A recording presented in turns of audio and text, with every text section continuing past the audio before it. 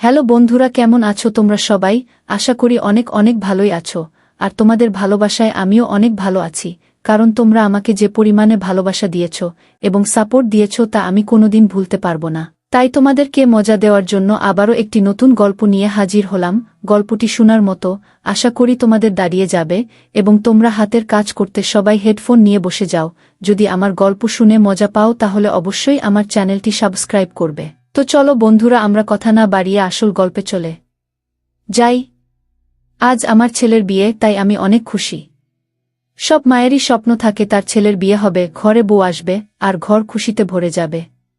এই বয়সে আমিও আর ঘরের কাজ করে পেরে উঠছিলাম না, তাই ছেলেকে একটা সুন্দরী মেয়ে দেখে বিয়ে দিয়ে দিলাম। সবথেকে বড় খুশির ব্যাপার হলো, আমার বৌমা সাথে করে অনেক গয়না নিয়ে এসেছিল আর সাথে করে একটা মহিলা কাজের মেয়ে নিয়ে এসেছিল। প্রথম প্রথম আমি একটু অবাক হলাম, আবার আমার একটু অদ্ভুত মনে হলো, বৌমা সাথে করে কাজের মেয়ে নিয়ে এলো কেন? কাজের লোক তো আমিও রাখতে পারতাম। আসলে কাজের মেয়ের কাজ আমার পছন্দ হতো না। আমি মনে মনে ভাবলাম 1-2 সপ্তাহ যাক, তারপরে এটাকে আমি বিদায় করব। কিন্তু সময়ের সাথে সাথে রাধাও এই বাড়িতে নিজের জায়গা করে নিল। জানিনা ওর মধ্যে কি ছিল যেটা আমাকে ওর দিকে দুর্বল করত। যদি আমার বৌমার কথা বলি তাহলে ওকে আমি প্রথম পার্লারে দেখেছিলাম, যেখানে আমি আমার ভাইয়ের ছেলের সাথে গেছিলাম।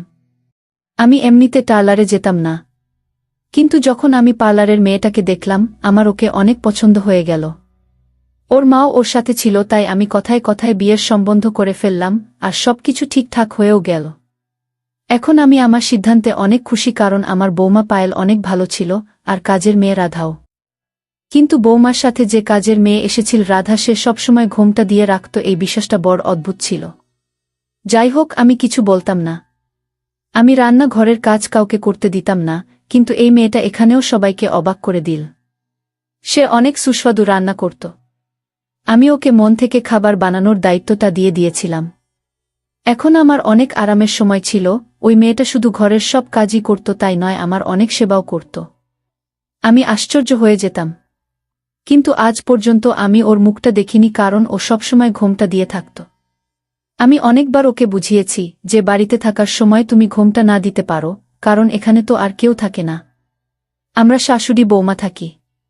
ছেলে সকালে অফিসে বেরিয়ে যায় আর রাতে বাড়িতে ফেরে। কিন্তু আমার কথা শুনে ও অবাক হয়ে যেত, ওর হাত পা কেমন একটা করত। আমার বৌমা ওর সামনে এসে দাঁড়াল আর বলল, মা ওকে কিছু বলবেন না। ও নিজের মুখ কাউকে দেখায় না, ও একটু অন্যরকম। ও অনেক ভালো, ও ঘোমটা দিয়ে থাকলেই শান্তি পায়, তাই ওকে কিছু বলবেন না। রাধা চলে গেল। আমার বৌমা তখন আমার পাশে এসে বসল আর আস্তে করে আমাকে বলল, মা আমরা ওর মুখ দেখে কি করব যখন ও আমাদের এত সুখ দিচ্ছে, ঘরগুলো আয়নার মতো পরিষ্কার করে রেখেছে, সুস্বাদু খাবার বানাচ্ছে, আর আমি দেখেছি অনেক রাত পর্যন্ত ও আপনার পা ম্যাসাজ করে দেয়া। এমনটা না হয় আমাদের কথায় রেগে গিয়ে কাজ ছেড়ে চলে যায়, তাহলে আজকাল এমন কাজের মেয়ে পাওয়াই মুশকিল। বৌমার কথা শুনে আমি চুপ হয়ে গেলাম। কিন্তু আমি অনেক কিছু চিন্তা করতে থাকলাম। ও মহিলাদের সামনে ঘোমটা দিয়ে থাকবে কেন? এইভাবেই সময় পার হয়ে যাচ্ছে। একদিন রাতে আমি ঘুম থেকে উঠে জল নেওয়ার জন্য রান্নাঘরের দিকে যাচ্ছিলাম, তখন আমি দেখলাম রাধা রান্নাঘরের পাশের ঘরে চেয়ারে বসেছিল আর ওর ঘরের দরজাটা খোলা ছিল। আমার চোখ গিয়ে পড়ল রাধার উপরে। ও এমনভাবে বসেছিল যে ওর মুখটা ছিল অন্যদিকে। ওকে দেখে মনে হচ্ছিল ওর মাথায় এই সময় ঘোমটা নেই।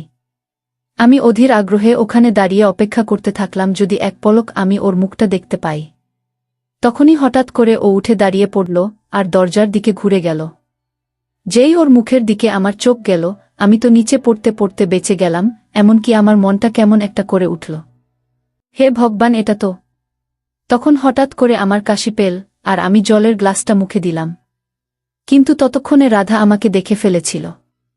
সেও অনেক অবাক হয়ে গেল আর ঘরের অন্ধকার কোণের মধ্যে দৌড়ে পালালো আর নিজেকে আমার চোখ থেকে বাঁচানোর চেষ্টা করল। কিন্তু ততক্ষণে আমি ওকে দেখে নিয়েছি। তখন থেকে আমি অনেক চিন্তিত ছিলাম।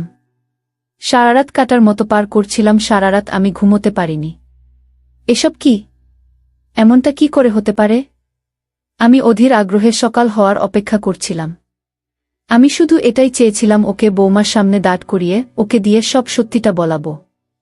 কিন্তু আমি চাইছিলাম একবার আমার ছেলে অফিসে চলে যাক, তারপর বৌমাকে জিজ্ঞেস করব এসব কি হচ্ছে। যদি আমার ছেলে এইসব জানতে পারে তাহলে ওকে ওই সময়েই ছেড়ে দিয়ে দেবে। ছেড়ে দিয়ে হয়তো রেগে গিয়ে ও পায়েলকে শেষ করে দিবে। এতটাই বড় একটা বিষয় ছিল এটা যে যা কিছু হতে পারত। কিন্তু আমি চাই না যে আমার ছেলের সংসার ভেঙে যাক। আমি পায়েলকে সন্দেহের কথা বলে সত্যিটা জানতে চাইছিলাম। কিন্তু আমি আগেই ভেবে নিয়েছিলাম যে যদি এর মধ্যে ওর একটুও দোষ থাকে তাহলে আমি নিজে ওদের ছাড়িয়ে দেব। আমি কিছু বুঝতে পারছিলাম না যে দোষটা কার। শুধু বৌমাই এখন সবটা বলতে পারবে। আমার মাথায় কাজ করছিল না। আমার বৌমা পায়েল ঘুম থেকে উঠে পড়েছিল। ও জলখাবার খেয়ে নিজের ঘরে চলে গেল। আমার ছেলে অফিসে চলে গেল। সবকিছু জানার এটাই সঠিক সময় ছিল। আমি বৌমার ঘরের দিকে চলে গেলাম, দরজা খটখট করে ঘরের ভিতরে ঢুকে পড়লাম। বৌমা নিজের আলমারিতে কাপড় গোছাচ্ছিল, একটু আশ্চর্য হয়ে আমার দিকে তাকালো। আমি ঘরে দরজা দিলাম আর বিছানার উপরে গিয়ে বসে পড়লাম। আর ওকে জিজ্ঞেস করলাম, বৌমা আসল বিশ্বাসটা কি বলতো? আমার বাড়িতে তোমরা দুইজনে মিলে কি খেলা খেলছ? রাধা আসলে কে? রাধার রহস্যটা কি? আজকে আমি সত্যিটা জানতে চাই। যদি তুমি আমাকে সত্যিটা না বলো তো। আমার কথা শুনে পায়েল আমার শরীরে পড়ে গেল। মা, আমাকে ক্ষমা করে দিন। এতে আমার কোনো দোষ নেই। এসব কি ব্যাপার? আমাকে পুরো ঘটনা বল। ও আমার কথা শুনে খুব ভয় পেয়ে গেল। মা, আমি আপনাকে অনেক বলছি, কিন্তু আপনি আগে প্রতিজ্ঞা করুন আপনি রবিকে এসব ব্যাপারে কিছু বলবেন না, নয়তো। দেখো বৌমা, আমাকে সব সত্যি আগে বলো। সব সত্যিই জানার পর তবেই আমি সিদ্ধান্ত নেব। আমার কথা শুনে ও চোখের জল মুছল আর আমাকে সব ঘটনাটা বলতে থাকলো। ও বলল, আমি অনেক সচ্ছল পরিবারের মেয়ে। আমরা 3 ভাই বোন ছিলাম। আমার বড় দিদির বিয়ে 3 বছর আগে হয়ে গেছে, তবে থেকে সে দেশের বাইরে থাকে। ওর পরে আমি আর আমার ছোট ভাই অনিল। আমি কলেজে যেতাম আর অনিল স্কুলে যেত। আমরা অনেক খুশি ছিলাম, কিন্তু হঠাৎই একদিন বাবার ব্যবসা খারাপ হয়ে গেল। আমাদের আর্থিক অবস্থা অনেক সংকটজনক হয়ে গেল। আমার কলেজ যাওয়া বন্ধ হয়ে গেল আর স্কুলের ফিস দিতে না পারার জন্য অনিলকে স্কুল থেকে বের করে দেওয়া হলো। বাবা চারিদিকে ধার দেনায় পড়ে গেছিল। কোনো আত্মীয় স্বজন আমাদের খোঁজ খবর নিত না। এটা একদম সত্যি কথা যে সবাই ততক্ষণ পর্যন্ত আপনার খোঁজ নেবে যতক্ষণ পর্যন্ত আপনার কাছে পয়সা আছে। বাবা নিজের ধার শোধ করার জন্য বাড়ি বিক্রি করে দিলেন। ধার শোধ করার পর যেটুকু পয়সা বেঁচেছিল সেই পয়সা দিয়ে একটা ছোট বাড়ি ভাড়া নিলেন আর তার 6 মাসের টাকা অগ্রিম দিলেন। বাড়িতে 2 মাসের রেশন উঠিয়ে রাখলেন। এখন মাত্র কিছু হাজার টাকায় বেঁচেছিল, সেটা দিয়ে আর কতদিন চলত? আমার কাছে চাকরি পাওয়ার মতো কোনো ডিগ্রি ছিল না। তার জন্য গ্রামে কিছু সন্তানকে টিউশনি পড়ানো শুরু করে দিলাম, কিন্তু ওই 100-200 টাকা যথেষ্ট ছিল না। সেই সময় থেকে বাবার শরীর খারাপ হতে থাকলো। বাবা আগে থেকেই হার্টের পেশেন্ট ছিলেন, কিন্তু এখন পরিস্থিতির জন্য উনি আরও কমজোরি হয়ে গেলেন। বড় দিদিকে আমরা কিছু বলিনি, কারণ ও অনেক খারাপ চিন্তা করবে। একদিন আমি একটা স্কুলে ইন্টারভিউ দিতে গেলাম, কিন্তু সেখানেও নিরাশ হলাম, কারণ আমার শিক্ষা কম ছিল, তাই তারা আমাকে 2000 টাকা বেতন দেবে বলল। কিন্তু এই বাজারে মাত্র 2000 টাকায় কি হয়? আমি বাইরে চলে এলাম আর অনেক রোদে বাসস্টপে বসে বাসের অপেক্ষা করছিলাম। আমার নিজের অবস্থা দেখে আমার কান্না পেয়ে গেল। আমার শরীর দিয়ে চোখের জল পড়ছিল। তখনই আমাকে কেউ একজন জিজ্ঞেস করল, আমি কেন কাঁদছি? আমি অবাক হয়ে গিয়ে মাথা উঁচু করে তাকালাম আর অনেক ভয় পেয়ে গেলাম, কারণ তাকে আমি চিনি না। উনি সবসময় আমাকে এখানে বসে থাকতে দেখতেন আর রোজ আমার দিকে তাকাতেন, কিন্তু আজকে ওনার এত সাহস দেখে আমি অনেক ভয় পেয়ে গেলাম। আমি ওখান থেকে উঠে অন্য জায়গায় গিয়ে বসলাম, কিন্তু উনি ওখানেও চলে এলেন আর আমাকে কাদার কারণ জিজ্ঞাসা করতে থাকল। আমি ওনাকে বললাম, আপনি চলে যান, আমাকে আমার মতো ছেড়ে দিন, কিন্তু উনি গেলেন না। আর আমাকে বললেন, আমি যদি চাই আপনাকে সাহায্য করতে পারি। আমি মনে মনে ভাবলাম, এ আমাকে কি সাহায্য করবে? এ তো নিজেই লোকের থেকে চেয়ে চিনতে নিজের দিন চালা। আমি ওনাকে বললাম, আপনার কোনো সাহায্যের দরকার নেই আমার। আপনি এখান থেকে চলে যান। কিন্তু উনি কিছুতেই শুনলেন না, তাই আমাকে বাধ্য হয়ে ওনাকে বলতে হলো, আমার পারিবারিক অবস্থা ঠিক নেই আর আমি কোনো চাকরিও পাচ্ছি না। এটা শোনার পরে উনি আমাকে বুদ্ধি দিলেন, তুমি কেন একটা পার্লার খুলছ না? আমি ওনার কথা শুনে হেসে দিলাম আর ওনাকে বললাম, তার জন্য তো কয়েক লক্ষ টাকা চাই, আর আমার কাছে তো এতটুকু পয়সাও নেই যেটা দিয়ে আমি একটা পার্লারের কোর্স করতে পারব। এটা শেখার জন্য তো পয়সার দরকার। আমার কথা শুনে উনি নিজের পকেট থেকে একটা কাগজ কলম বের করলেন আর কাগজে কিছু একটা লিখে দিলেন। তারপরে কাগজটা আমার দিকে বাড়িয়ে দিয়ে বললেন, এটা আমার নম্বর। তুমি এটার বিষয়ে একটু ভেবে নাও, তারপর আমাকে ফোন করো। আমি তোমাকে পয়সা জোগাড় করে দেব। আমি কাগজটা ওনার হাত থেকে নিয়ে নিলাম। আর সেখান থেকে উঠে গেলাম, কারণ তখন আমার বাস এসে গেছিল। আমি বাড়িতে পৌঁছে এসব কিছু ভুলে গেছিলাম। রাতে যখন আমি বিছানায় গিয়ে শুলাম, তখন আমার সারাদিনের কথা মনে পড়ল। আমার মনে পড়ে গেল কিভাবে আমি বাস স্টপে বসে কাঁদছিলাম, আর তখনই ওই অপরিচিত লোকটা ওখানে এসে গেল। ওনার কাছে এত পয়সা কি করে এলো যে আমাকে দেওয়ার জন্য প্রস্তুত হয়ে গেলেন? আর ওনার কাছে যদি এত পয়সাই থাকবে তাহলে উনি আমাকে কেন দিতে যাবেন? আজকাল তো কেউ কাউকে ধার পর্যন্ত দেয় না। আমার তো ওনার কথায় বিশ্বাস হয়নি। কিন্তু তারপরে জানি না কি মনে ভেবে আমি আমার মানিব্যাগ থেকে সে কাগজটা বের করলাম, যেটাতে ওনার নাম্বার লেখা ছিল। আর আমি ওনার নম্বর অপরিচিত ব্যক্তি নামে সেভ করে রাখলাম। তারপরে ঘুমিয়ে পড়লাম। এই ঘটনাটা ঘটেছিল অনেক দিন হয়ে গেছে। বাড়িতে 2 বেলা 2 মুঠো খাবার জোগাড় করা মুশকিল হয়ে পড়েছে, আর আমার টিউশনিগুলোও এখন আর নেই। আমি আর মা অনিলের স্কুলটা নিয়ে অনেক চিন্তিত ছিলাম। অনেক মাস হয়ে গেছে ও ঘরে সবসময় উদাস হয়ে থাকে, আর নিজের স্কুল ব্যাগ খুলে নিজের বইগুলো ঘন্টার পর ঘন্টা দেখে। ওর স্কুলের খরচা প্রচুর ছিল।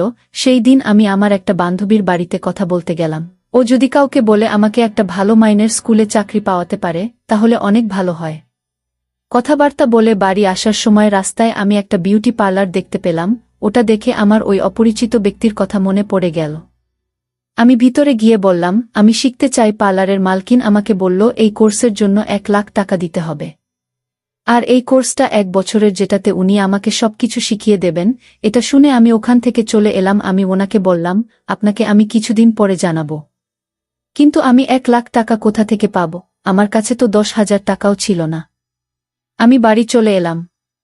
আর কিছুক্ষণ পরে সেই অপরিচিত ব্যক্তিটাকে ফোন করলাম। উনি আমার ফোনটা কেটে দিলেন, আর নিজেই ফোন করলেন আর জিজ্ঞেস করলেন আমি সেই মেয়েটা কিনা, যে সেই দিন বাস স্টপে বসে কাঁদছিলাম। আমি আশ্চর্য হলাম উনি আমার কণ্ঠের আওয়াজ শুনে কি করে আমাকে চিনে নিলেন। কিন্তু আমি ওনাকে বেশি কিছু প্রশ্ন না করে ওনাকে বললাম, হ্যাঁ আমি সেই মেয়েটা যার সাথে আপনার সেদিন বাস স্টপে দেখা হয়েছিল। আর তাকে জিজ্ঞেস করলাম তিনি আমাকে পয়সা কোথা থেকে দেবেন, যখন তিনি নিজেই একজন গরিব মানুষ। আমার কথা শুনে তিনি হাসলেন আর বললেন, তোমার পয়সা চাই, তুমি পেয়ে যাবে, বল কত চাই। আমি বললাম পার্লারের কোর্স করার জন্য আমার 1 লাখ টাকা চাই, আর এই টাকাটা আমি ওনাকে ফেরত দিয়ে দেব। উনি আমাকে সেই বাস স্টপে ডাকলেন। আমি যাওয়ার জন্য রেডি হয়ে গেলাম। পরের দিন আমি গিয়ে দেখলাম উনি আগে থেকেই সেখানে এসে বসে আছেন। উনি আমার হাতে একটা খাম দিলেন আর চুপচাপ সেখান থেকে চলে গেলেন। আমি খামটা আমার ব্যাগে রেখে বাড়ি চলে এলাম। বাড়ি এসে ঘরে ঢুকে দরজা বন্ধ করে খামটা খুললাম, কিন্তু আমি খুব আশ্চর্য হয়ে গেলাম যখন আমি দেখলাম খামে 2 লাখ টাকা আছে। আমি ওনাকে সাথে সাথে ফোন করলাম। ফোন করে বললাম, আমার তো 1 লাখ টাকা দরকার ছিল। আপনি আমাকে 2 লাখ টাকা কেন দিয়েছেন? তখন উনি বললেন, 1 লাখ টাকা তুমি পার্লারে দেবে, আর 1 লাখ টাকা দিয়ে ধীরে ধীরে নিজের খরচ চালাবে। আমি ওনাকে ধন্যবাদ দিলাম। আর আবেগের বশে আমি ওনার কাছে প্রতিজ্ঞা করলাম যে জীবনে যদি আপনার কোনো সাহায্যের প্রয়োজন হয় তাহলে আমি নিশ্চয় করব। উনি আমাকে বোন বলে ডাকলেন, কিন্তু আমি এটা বুঝতে পারিনি আমি না জেনে কত বড় ভুল করে ফেলেছি। আমি ফোন রেখে দিলাম। পরের দিন আমি পার্লারে পয়সা জমা করে দিয়ে পার্লারে জয়েন করে নিলাম। এভাবেই দিন চলছিল। আমি অনেক কিছু শিখে নিয়েছিলাম, অনিলকে স্কুলে ভর্তি ও করে দিয়েছিলাম। এইভাবে 1 বছর পার হয়ে গেল। পার্লার থেকে আমাকে কোর্স সার্টিফিকেট দিয়ে দিল। এবার আমি নিজের পার্লার খুলতে চাইছিলাম। আমি সেই অপরিচিত সাহায্যকারীকে আবার ফোন করলাম। ফোন করে বললাম আমার কোর্স কমপ্লিট হয়ে গেছে। তখন উনি আমাকে আবার সেই বাস স্টপে ডাকলেন। যখন আমি সেখানে গেলাম উনি আমাকে আবার একটা খাম দিলেন, দিয়ে বললেন, আমার সাথে চলো। আমি তো কিছুই বুঝতে পারছিলাম না। তখন উনি আমাকে বললেন, আমি তোমার জন্য একটা পার্লার দেখেছি যেটা ভাড়ায় পাওয়া যাচ্ছে। আমি ওনার সাথে চলে গেলাম, গিয়ে সব কথা ঠিক করে এলাম। দ্বিতীয় দিন আমি পার্লারে বসে পড়লাম আর পার্লারের বোর্ড দিয়ে দিলাম। নিজের সাহায্যের জন্য একটা মেয়েকেও রেখে দিলাম। পার্লারটা অনেক ভালো চলছিল, যে কারণে ঘরের অবস্থাও আস্তে আস্তে ভালো হতে থাকল। আমি তো ওনাকে ভগবান মনে করে প্রতিদিন আশীর্বাদ দিতাম। যত দিন যাচ্ছিল পার্লারে মহিলাদের ভিড় বেড়ে যাচ্ছিল। তাদের মধ্যে একজন আপনিও ছিলেন। আপনি আমাকে পছন্দ করলেন আর নিজের ঘরের বউ বানালেন। বাড়িতে আমার বিয়ের জোগাড় হচ্ছিল, তখন একদিন সেই অপরিচিত সাহায্যকারী আমার কাছে এলেন। এসে আমাকে বললেন উনি আমার কাছ থেকে কিছু চান। আমি ওনাকে বললাম আমি ওনার সব পয়সা ফেরত দিয়ে দেব, শুধু আমাকে একটু সময় দিন। তখন উনি বললেন উনার পয়সা চাই না, কিছু সাহায্য চাই, তখন উনি আমাকে আমার সেই প্রতিজ্ঞার কথা মনে করালেন যেটা আমি 2 লাখ টাকার পরিবর্তে ওনার কাজ করেছিলাম। আমি তো বুঝতে পারছিলাম না উনি আমার কাছে কি চাইবেন, এটা ভেবে আমি অনেক চিন্তিত হয়ে পড়লাম। কিন্তু আমি মনের জোর নিয়ে ওনাকে বললাম, বলুন আপনার কি চাই। কিন্তু ওনার কথা শুনে তো আমি আকাশ থেকে পড়লাম। উনি আমাকে বললেন, তুমি আমাকে পণ স্বরূপ নিজের শ্বশুরবাড়িতে নিয়ে যাবে। আমি তখন অনেক চিন্তার মধ্যে পড়ে গেলাম, কিন্তু এটা কি করে সম্ভব। তখন উনি বললেন, আমি তোমাকে বলছি তুমি আমাকে কাজের লোক বানিয়ে নিজের সাথে নিয়ে যাবে, আমি সবসময় আমার মুখ ঘোমটা দিয়ে ঢেকে রাখব। কেউ বুঝতে পারবে না আমি মহিলা না পুরুষ। ওনার কথা শুনে আমার অনেক রাগ হলো। তখন আমি চিৎকার করে বললাম, আমি এসব কেন করব? আমি মানছি আপনি আমাকে সাহায্য করেছেন, আমি তার জন্য আপনার কাছে কৃতজ্ঞ, কিন্তু আমি আমার হবু স্বামীকে এত বড় ঠকাতে কিছুতেই পারব না। আমি কোনো অপরিচিত ছেলেকে কেন নিজের বাড়িতে নিয়ে যাব? আমি কি করে জানব আপনার মনে মনে কি চলছে? আমি আমার আলমারিটা খুললাম, সেখানে অনেক টাকা ছিল। আমি আগে থেকেই 2 লাখ টাকা একটা খামে ভরে সরিয়ে রেখেছিলাম, যাতে সে সাহায্যকারী যদি কখনো টাকা চাইতে আসে তাকে দিয়ে দেব বলে। আমি খামটা তার দিকে বাড়িয়ে দিলাম আর বললাম, এটা গুনে নাও, এতে 2 লাখ টাকা আছে। আর এখান থেকে চলে যাও। আজকে থেকে তোমার সাথে আমার আর কোনো সম্পর্ক নেই। উনি আমার কথা শুনে আমার পায়ে ধরে কাঁদতে শুরু করলেন। আমি ভয় পেয়ে সরে গেলাম। উনি এমনভাবে কাঁদছিলেন যেমন ভিড়ের মধ্যে সন্তান তার মাকে হারিয়ে ফেললে কাঁদে, ঠিক সেরকম। ওনার কান্না দেখে আমার মন নরম হয়ে গেল। আমিও মাটিতে বসে পড়লাম। কুনাল ভাই, কি ব্যাপার, আপনার কি হয়েছে? উনি আমার কথা শুনে আমার দিকে আশা ভরা চোখ নিয়ে তাকালেন। তারপর উনি হাত জোর করে আমাকে বললেন, পায়েল, আমাকে আমার মায়ের সাথে মিলিয়ে দাও। কে আপনার মা? আমি অবাক হয়ে গেছিলাম। উনি আমাকে বললেন, তোমার শাশুড়ি আমার মা, আমি আমার মায়ের সেবা করতে চাই। তুমি আমাকে তোমার সাথে নিয়ে চলো, আমার এই ইচ্ছেটা পূর্ণ করো। উনার কথা শুনে আমার বড় শক হলো। এটা কি করে হতে পারে যে উনি আমার স্বামীর ভাই? যদি উনি আমার শাশুড়ির ছেলে হবেন তাহলে উনি নিজের বাড়িতে এইভাবে কেন যেতে চান? আমার মনে অনেক প্রশ্ন আসছিল। তখন উনি বললেন, আমি জানি তুমি আমার কথা শুনে চিন্তিত হয়ে পড়েছেন। তুমি এটাই ভাবছ যে আমি যদি সত্যি বলি তাহলে আমি সোজাসুজি কেন নিজের বাড়িতে চলে যাচ্ছি না। আমার হাত পা বাঁধা পায়েল। উনি তখনও কাঁদছিলেন। কাঁদতে কাঁদতে নিজের জীবনের ঘটনা বলতে থাকলেন। যখন আমি এই পৃথিবীতে এসেছি তখন আমার মা মোটেই খুশি হয়নি, কারণ শ্বশুরবাড়িতে মায়ের উপর অনেক অত্যাচার করা হতো। তুমি নিজেই ভাবো, একটা মেয়ের যখন বিয়ে হয়ে শ্বশুর বাড়ি যায় আর তাড়াতাড়ি মা হয়ে যায় তাহলে সে কত খুশি হয়। সে ভাবে তার সন্তানটা শ্বশুরবাড়িতে তার অধিকারকে আরও মজবুত করবে। কিন্তু আমার এই পৃথিবীতে আসার পরে আমার মায়ের জায়গা মজবুত হয়নি, উল্টে ওনাকে কথা শোনানো হতো। আমার ঠাকুমা আমার মাকে 1 মিনিটের জন্য সহ্য করতে পারতেন না। এটা অনেক ভালো হতো যদি হাসপাতালে আমার বাবা আমার মাকে ছেড়ে দিয়ে দিত, যদিও এতে আমার মায়ের কোনো দোষ ছিল না। এটা তো সম্পূর্ণ ভগবানের ইচ্ছা ছিল। তিনি আমাকে না মেয়ে বানিয়েছেন না ছেলে, আমাকে 3য় পর্বের মানুষ বানিয়েছেন। কুনালের কথা শুনে আমার মনটা ভারাক্রান্ত হয়ে উঠল। কুনাল কাঁদতে কাঁদতে দুর্বল হয়ে যাচ্ছিল। যখন নার্স আমার মাকে বলল, আপনার ঘরে 3য় পর্বের মানুষ জন্ম নিয়েছে, তখন মা নার্সকে চোখের ইশারায় অনুরোধ জানালো। নার্স ও মায়ের দুঃখ বুঝে চুপ হয়ে গেল। আর বাবাকে অভিনন্দন জানালো যে আপনার ঘরে ছেলে হয়েছে। সবাই অনেক খুশি হয়েছিল, সবাই মায়ের পাশে ছিল। কিন্তু আমার মা চুপচাপ একটা কোণে বসে শুধু কাঁদত। আমি যখনই মাকে দেখতাম মা শুধু কাঁদত। আমি জানি না মা আমাকে সব পরিবারের থেকে লুকিয়ে কি করে বড় করে তুলেছেন। কেউ কিছু জানতে পারেনি। মা আমাকে ছেলেদের পোশাক পরাতো, ছেলেদের স্কুলেও ভর্তি করে দিয়েছিল, কিন্তু ব্যাট বলের থেকে আমার বোন রাধিকার পুতুল নিয়ে খেলতেই ভালো হতো। মায়ের গয়না আমার সব ভালো পছন্দ হতো। একদিন আমি মায়ের লাল লিপস্টিক পরে বাইরে চলে গেলাম। আমাকে দেখে আমার ঠাকুমা হাসছে আর মাকে ডেকে বলল, তোমার কুনাল তো মেয়ে হয়ে গেছে। মা আমাকে হাত ধরে নিয়ে গিয়ে ঘরের দরজা বন্ধ করে দিয়ে বাবার বেল্ট দিয়ে অনেক মারল। আমি 6 বছরের সন্তান ছিলাম। আমার শরীর অনেক নরম ছিল। আমার শরীরে বেল্টের দাগ পড়ে গেল। আমি অনেক আওয়াজ করছিলাম, কিন্তু আমার উপর মায়ের একটুও দয়া হচ্ছিল না। যখন আমার শরীর থেকে অনেক পানি বের হতে থাকল তখন আমার মা থেমে গেল। তখন মা আমার থেকেও বেশি কাঁদছিল। আমরা 2 জন মা ছেলে কেঁদে কেঁদে ক্লান্ত হয়ে পড়েছিলাম। তখন ঠাকুমা দরজায় আওয়াজ করল, কিন্তু আমার মা দরজা খুলল না। মা দেওয়ালে নিজের মাথায় ঢুকে মাথা ব্যথা করে ফেলেছিল। আমাদের 2 জনকে হাসপাতালে নিয়ে যাওয়া হলো। মা আমার জন্য কেমন করছিল আর আমি মায়ের জন্য। আমি অনেকদিন পর্যন্ত মায়ের কষ্ট দেখে কাঁদতাম, কিন্তু সব সময় আমার কাছে ক্ষমা চাইত। একদিন মা আমাকে বোঝালো, যদি আমি দ্বিতীয়বার এই ধরনের আচরণ করি তাহলে বাবা আমাকে এমন জায়গা ছেড়ে দিয়ে আসবে যেখানে প্রতিদিন তোমাকে এইভাবে মারা হবে। সেই দিনের পর থেকে আমি এমন আচরণ করার ব্যাপারে আর ভাবতাম না। অনেকবার আমার মন চাইতো কিন্তু আমি আমার মনকে শক্ত করে রেখেছিলাম। অনেক বছর পার হয়ে গেছে, আমি আমার মায়ের মার ভুলে গেছি। কিন্তু মা আমাকে প্রতিদিন যে শিক্ষা দিত তা আমি এক কান দিয়ে শুনতাম, আরেক কান দিয়ে বের করে দিতাম। কিন্তু একদিন আমি আমার জীবনের সবথেকে বড় ভুলটা করে বসলাম। আমার মনে আছে, আমার 10 বছরের জন্মদিনে বাবা বাড়িতে একটা ছোট অনুষ্ঠান করেছিল। মা আমাকে সবথেকে ভালো পোশাক কিনে দিয়েছিল, কিন্তু আমি সেই দিন রাধিকার ইস্ত্রি করা পোশাকটা পরে, মায়ের লিপস্টিকটা পরে যখন কেক কাটতে এলাম, সবাই আমাকে দেখে হাসছিল, মাও আমাকে দেখে হাসল। আর আমার মাথায় মার দিয়ে বলল, তোমার মজা করার অভ্যাসটা জানি না কবে যাবে। তারপর মা আমাকে ঘরে নিয়ে গিয়ে পোশাকটা পরিয়ে রেডি করছিল, আর খুব কাঁদছিল। আমি কারণটা জিজ্ঞেস করাতে আমাকে বলল, তুমি অনেক ভুল কাজ করেছ।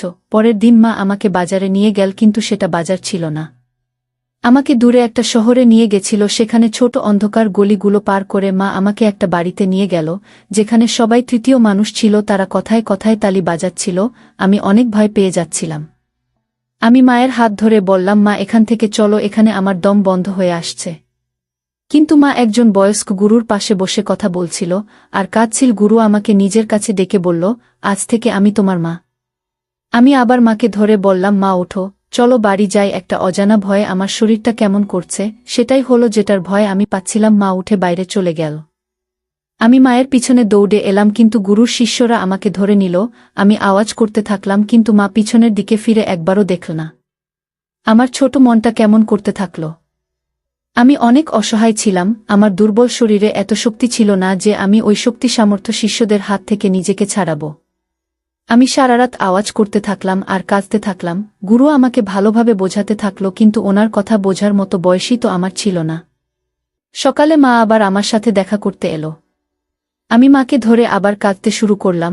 মা আমাকে নিজের হাতে খাবার খাইয়ে দিল, তারপর আমার প্রশ্নের কোনো উত্তর না দিয়ে চলে গেল। আমি মাকে বলেছিলাম কি আজকের পর থেকে আমি আর লিপস্টিক পাউডারে হাত দেব না, কিন্তু মা চুপ ছিল। যখন গুরু আমাকে ভালোবাসত আমি ওনাকে ঘৃণা করতাম। আমি সবার থেকে আলাদা হয়ে একা বসে থাকতাম আর নিজের আপনজনদের কথা মনে করে কাঁদতাম। একদিন গুরু আমার পাশে এসে বসলেন, তখন আমি কাঁদছিলাম। উনিও কাঁদতে শুরু করলেন। উনি আমাকে বললেন, উনি এই পৃথিবীতে আসার পরে ওনার মা বাবা ওনাকে এমন একটা জায়গায় ফেলে রেখে দিয়ে চলে গেছিলেন, যেখানে ওনার বাবা মার কোনো ঠিকানাই উনি জানতেন না, না ওনার সাথে কেউ দেখা করতে আসত। গুরু আমাকে বলেছিলেন আমি ওনার মতই, তাই আমাকে এখন ওনার সাথেই থাকতে হবে। তখন আমার অনেক রাগ হল। আমি এখানে আছি 1 মাস হয়ে গেছে। মা আমাকে বলতো সবাই আমার কথা বলে আর কাঁদে। মা সবাইকে মিথ্যে কথা বলেছিল যে আমি হারিয়ে গেছি। আমি সেই দিন বুঝতে পেরেছিলাম এই সবের পিছনে মায়েরই হাত ছিল। মা আমাকে নিজের কাছে রাখতে চাননি। গুরু আমাকে নাচ শিখিয়েছিল। আমি এখন অনেক মেকআপ করে মায়ের সাথে দেখা করতাম, যাতে মা আমাকে বাড়ি নিয়ে যায়। কিন্তু মায়ের মন নরম হতো না। গুরু আমার মধ্যেকার ভালো গুণটা বুঝে আমাকে গহনা তৈরি করেছিলেন। এখন মা আমার সাথে দেখা করতে এলে আমি দেখা করতাম না। সব শহরে আমাকে নিয়ে কথা হতে থাকল। আমি বড় হয়ে গেলাম আর অনেক সুন্দর দেখতে হলাম। আমি অনেক টাকা রোজগার করেছিলাম। এখন আমার গুরু কমজোরি হয়ে গেছিল। আমি সারাদিন ওনার সেবা করতাম, উনি আমাকে অনেক আশীর্বাদ করতেন। একদিন গুরু আমাকে নিজের পাশে বসিয়ে বললেন, আমি চাই তুমি এইসব ছেড়ে দিয়ে সাধারণভাবে জীবন যাপন করো। এই বলে গুরু আমার হাতের উপরেই শেষ নিঃশ্বাস ত্যাগ করলেন। উনি আমাকে এক ব্যক্তির সাথে দেখা করতে বলেছিলেন। আমি না চাইতেও সেখানে গেলাম। এটাই আমার গুরুর শেষ ইচ্ছা ছিল। এখন আমি দিন মজুরের কাজ করি, নাচ করা ছেড়ে দিয়েছি। এখন রোজ আমাকে কি ধরনের লোকেদের মুখোমুখি হতে হয় সে একমাত্র আমিই জানি। এখন আমি মায়ের অবস্থাটা বুঝতে পারি। মা আমার জন্য কি বা করতে পারত? ওনার মেয়েরাও বড় হচ্ছিল, একজন 3য় পর্যায়ের মানুষের বোনকে কে বিয়ে করত? আমি আমার সব টাকা বাঁচিয়ে রেখেছিলাম যাতে কোনো অসহায়কে সাহায্য করতে পারি। তোমাকে আমার মনে হয়েছিল তোমার সাহায্যের অনেক প্রয়োজন, তাই আমি তোমাকে সব দিয়ে দিয়েছিলাম। আমি মায়ের সাথে দেখা করার জন্য অনেক আগ্রহী ছিলাম। ওনার সেবা করে সৃষ্টিকর্তার কাছে আশীর্বাদ পেতে চেয়েছিলাম। একদিন আমি তোমার সাথে দেখা করতে পার্লারে এসেছিলাম।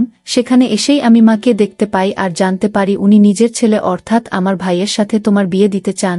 তাই জন্যই তো আমি তোমার কাছে এসেছি। কুনাল সব ঘটনা বলে কাঁদতে থাকল, আমিও কাঁদলাম। মা, আমি কুনালের কথা শুনে নিজেকে আটকাতে পারিনি। মা, আমি কি কোনো ভুল করেছি আপনি বলুন। আমার বৌমা আমাকে প্রশ্ন করছিল, তখন আমি যেন মাটির মধ্যে গেঁথে গেছিলাম। আমি বৌমাকে ধরে অনেক কাঁদলাম। আমার ছোট্ট কুণালকে আমার অনেক মনে পড়ছিল। কত কঠিন পরিস্থিতির মধ্য দিয়ে ওকে যেতে হয়েছে। আমি দৌড়ে ওর ঘরে গেলাম। ও নিজের ব্যাগ প্যাক করছিল, আমাকে দেখেই আমার পায়ের উপরে পড়ে গেল। আমি ওকে উঠিয়ে হাত ধরে ওর সামনে আমার সব দোষ স্বীকার করে নিলাম। ওর কাছে ক্ষমা চাইলাম। ও আমাকে ক্ষমা করে দিল। কুণাল আমাকে ধরে সন্তানদের মতো করে কাঁদতে থাকল। তারপরে ও আমাকে ছেড়ে দিয়ে নিজের ব্যাগ নিয়ে বেরিয়ে যেতে গেল। আমি ওর হাত ধরে বললাম, বাবা তুমি আমাদের সাথেই থাকো। ও অবাক হয়ে গেল আর আমাকে বলল, মা আমি তোমাদের জীবনে কোনো সমস্যা তৈরি করতে চাই না। তখন আমি বলতে থাকলাম, আমার কথাগুলো ভারী হয়ে গেল বাবা, তোমার জীবন তো আমি শেষ করে দিয়েছি। আমি লোকজনের ভয় পেয়েছিলাম এতটাই যে সৃষ্টিকর্তার রাগ ভুলে গেছিলাম। যখন সৃষ্টিকর্তা আমাকে বিচারের সময় জিজ্ঞেস করবে, আমি তোকে ছেলে আর মেয়ে দিলাম, তখন তুই নিজের কাছে রেখে দিলি, আর যখন আমি আমার পছন্দের বিশেষ সন্তান দিলাম, তখন তুই তাকে দূরে ছুড়ে দিলি, তখন আমি সৃষ্টিকর্তাকে কি জবাব দেব? আমাকে সৃষ্টিকর্তার সামনে অপরাধী হওয়ার থেকে বাঁচাও বাবা। আমি কুণালের সামনে হাত জোর করে নিয়েছিলাম, তখন ও নিজের ব্যাগ ফেলে দিয়ে আমাকে ধরল। আমি সারা গ্রামে মিষ্টি বিলিয়েছিলাম এই বলে যে আমার হারিয়ে যাওয়া ছেলে ফিরে এসেছে। সৃষ্টিকর্তার কাছে অশেষ ধন্যবাদ, উনি আমাকে আমার ভুল শুধরে নেওয়ার সুযোগ দিয়েছেন। বন্ধুরা, আজকের ভিডিওটা এখানেই শেষ করলাম।